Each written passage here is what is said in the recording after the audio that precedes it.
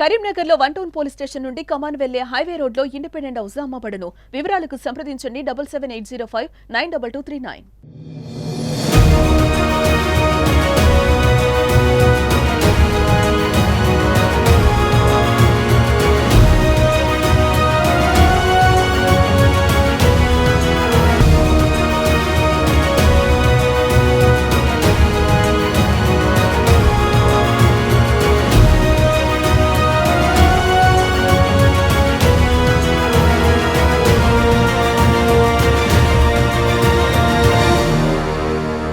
నమస్తే, welcome to Suman TV Karimnagar. నేను మీ అనిల్. కరీంనగర్లోని గంజాయి స్కూల్లో విద్యార్థులు కొన్ని పరిస్థితుల వల్ల ఇబ్బంది పడుతున్నారు.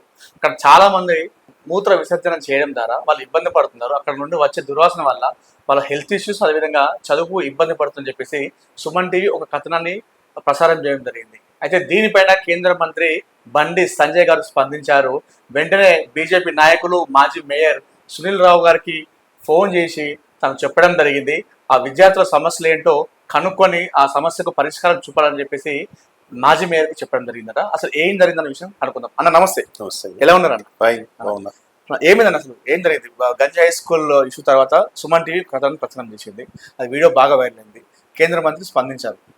మీకు ఏం చెప్పడం జరిగింది దానిపైన? సుమన్ టీవీ ప్రేక్షకులకు, కరీంనగర్ నగర ప్రజలకు, హిందూ బంధువులందరికీ కూడా మరి శ్రీరామనవమి శుభాకాంక్ష తెలియజేస్తా ఉన్నాడు. కేంద్ర మంత్రి గౌరవనీయ బండి సంజయ్ కుమార్ గారు మొన్న 3 days కింద నాకు ఫోన్ చేసి గంజాయి స్కూల్ విద్యార్థులు మీద చాలా పెద్ద కథనం వచ్చింది, చూస్తే బాగా అనిపించడం లేదు. సుమన్ టీవీ వారు చాలా పెద్ద కథనం ప్రసారం చేసినారు. విద్యార్థులు కరీంనగర్ నగరంలో ఆ విధంగా పర్టికులర్గా గవర్నమెంట్ స్కూల్లో చదివే విద్యార్థులు ఇబ్బంది పడద్దు. ముఖ్యంగా మహిళా విద్యార్థులు చాలా ఆవేదనతోటి వారు మాట్లాడడం జరిగింది. నా మనసును కదిలించింది. మీరు వెంటనే వెళ్ళి అక్కడ ఉన్నటువంటి పరిస్థితులు పరిశీలించి వాళ్ళు పడే ఇబ్బందులు ఏంటి, ఆ ఇబ్బందులకు ఏ విధంగా పరిష్కారం కనుగొనాలని మీరు వెళ్ళాలి. పర్టికులర్గా వెళ్ళి అక్కడ విద్యార్థులతోటి, ఉపాధ్యాయులతో మాట్లాడి ఆ స్థానిక సమస్యలను పరిశీలించి వాటికి పరిష్కారం ఏ విధంగా చేయాలో చెప్పాలని చెప్పడం జరిగింది. వారు చెప్పిన వెంటనే నేను నెక్స్ట్ డే మార్నింగే స్కూల్కి వెళ్ళాను. అక్కడ విద్యార్థులతో మాట్లాడడం జరిగింది, మరియు ఉపాధ్యాయులతో మాట్లాడడం జరిగింది. వారు ఎదుర్కొన్నటువంటి సమస్యలు చెప్పడం జరిగింది. ఎందుకంటే స్కూల్లో వితిన్ ద కంపౌండ్ వాళ్ళు ఎలాంటి సమస్యలు లేవు. కంపౌండ్ బయట ఏదైతే సిక్వాడి గురుద్వారా నుంచి మార్కెట్కి వచ్చే శాస్త్రి రోడ్కి వచ్చే వీధి ఉందో ఆ వీధి చివరిలో స్కూల్కి ఆనుకొని ఉన్న ప్రాంతంలో రోడ్ పూర్తిగా అసంపూర్తిగా ఉండడం ఒకటి, అక్కడ మొత్తం చెత్త చెదారం వేయడం వల్ల అక్కడ పాదచారులు అనే వాళ్ళు అక్కడికి వెళ్ళేవాళ్ళు అక్కడ ఓపెన్ యూరినేట్ చేయడం జరుగుతూ ఉన్నది. ఓపెన్ యూరినేట్ చేయడం వల్ల ఫస్ట్ ఫ్లోర్లో విద్యార్థులు క్లాస్లో ఉంటే వారికి డైరెక్ట్గా కనబడుతూ ఉన్నది. క్లాసులో ఉండే విద్యార్థులు అసౌకర్యానికి గురవుతూ ఉన్నారు. దానివల్ల మంచి పరిస్థితులు కావది. ఎందుకంటే విద్యార్థుల యొక్క మానసిక స్థితి చూస్తూ ఉంటే వారు క్లాస్ రూమ్లో కూర్చోవాలంటే ఇబ్బంది పడే పరిస్థితి ఉంది. అట్ ద సేమ్ టైం దుర్వాసన కూడా వస్తూ ఉంది. 2 రకాలుగా కూడా ఒకవైపు కిటికీ వైపు చూడలేని పరిస్థితి, ఒకవైపు వాటి స్కూల్లో కానీ ఒక దుర్వాసన వస్తూ ఉంది. కాబట్టి మేము చాలా ఇబ్బంది పడుతూ ఉన్నాం అని చెప్పి వాళ్ళు చెప్పడం జరిగింది. కాబట్టి నేను వెంటనే అక్కడికి వెళ్ళి ఆ సమస్యను పరిశీలించిన. అక్కడ ఉన్నటువంటి దుకాణదారులతో మాట్లాడడం జరిగింది. ఆ షాపింగ్ వాళ్ళ చూసి మరి మీరు ఈ విధంగా ఓపెన్ యూనిట్ చేస్తూ ఉంటే మరి మీరెందుకు అబ్స్ట్రక్ట్ చేయడం లేదు, ఈ విధంగా మీకు ఇబ్బంది అవుతా ఉంది, స్కూల్లో చదువుకునే విద్యార్థులకు ఇబ్బంది అవుతా ఉందంటే మేము చెప్తే వాళ్ళు వినడం లేదండి అని చెప్పారు. నేను వెంటనే ఆ సమస్యను పూర్తిగా అవలంబింపు చేసుకున్నాను. ఆ రోడ్ ఏదైతే అసంపూర్తిగా ఉన్న రోడ్డు, ఆ డ్రైనేజ్ కూడా పూర్తి స్థాయిలో శిథిలమైన డ్రైనేజ్ ఉన్నది. వెంటనే ఆ డ్రైనేజ్ పూర్తి స్థాయిలో అండర్గ్రౌండ్ డ్రైనేజ్ నిర్మించాలి. ఆ కొత్తగా సీసీ రోడ్ కూడా వాల్ వరకు వేసేసినట్టయితే అక్కడ నీట్నెస్ అనేది ఏర్పడుతుంది. దానివల్ల ఓపెన్ యూరినేట్ అనేది చేయడం పరిస్థితి ఉండదు. కాబట్టి ఎవరు కూడా చేసే పరిస్థితి నీట్గా ఉన్న ప్రాంతంలో ఎవరు కూడా ఎటువంటి పనులు చేయరు. కాబట్టి ఆ విధంగా చేయాలని చెప్పి నేను దృష్టి తీసుకొచ్చిన దానికి సంబంధించిన ఎస్టిమేట్ కూడా తయారు చేయమని చెప్పి మున్సిపల్ అధికారులు కూడా చెప్పడం జరిగింది. ఆ మున్సిపల్ ఎస్టిమేట్ రాగానే ఈ ఎండాకాలం సెలవులు అయిపోయే లోపల, ఎండాకాలం సెలవులు వాళ్ళకి జూన్లో స్కూల్ స్టార్ట్ అయ్యే లోపల మరి వారికి భవిష్యత్తులో ఎలాంటి ఇబ్బంది లేకుండా తీసుకోవాలన్న కార్యక్రమం తీసుకోవడం ఎంపీ గారి దృష్టి కూడా తీసుకోవడం జరిగింది. ఎంపీ గారు ఆఫీసర్ కూడా చెప్పడం జరిగింది.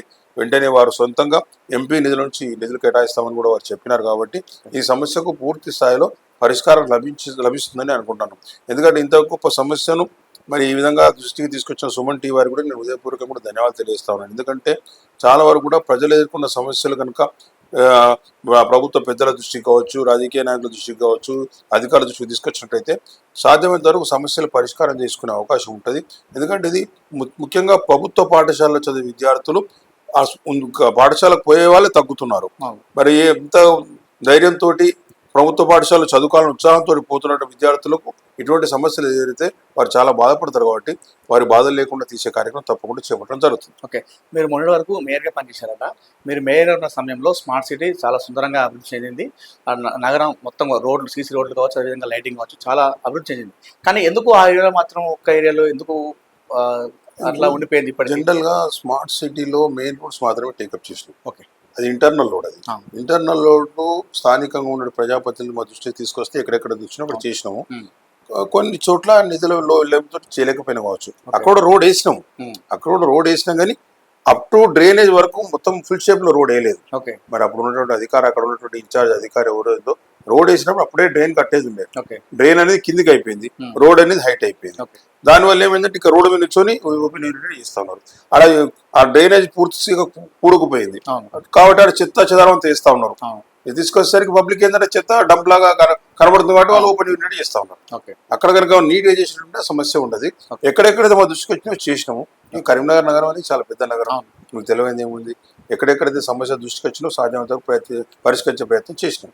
అక్కడ వ్యాపారస్తుతో మాట్లాడారన్నా, వ్యాపారస్తులు కూడా లోపల కూడా వెళ్ళి అక్కడ వాళ్ళ సామాన్లు కూడా లోపల పెడుతున్నారట, కాస్త ఇబ్బంది గురి చేస్తున్నట్టు కూడా. వ్యాపారం జనరల్ గా అది ట్రాఫిక్ పోలీసు వాళ్ళు చూసుకోవాల్సిన బాధ్యత, మున్సిపల్ అధికారులు చూసుకోవాల్సిన బాధ్యత.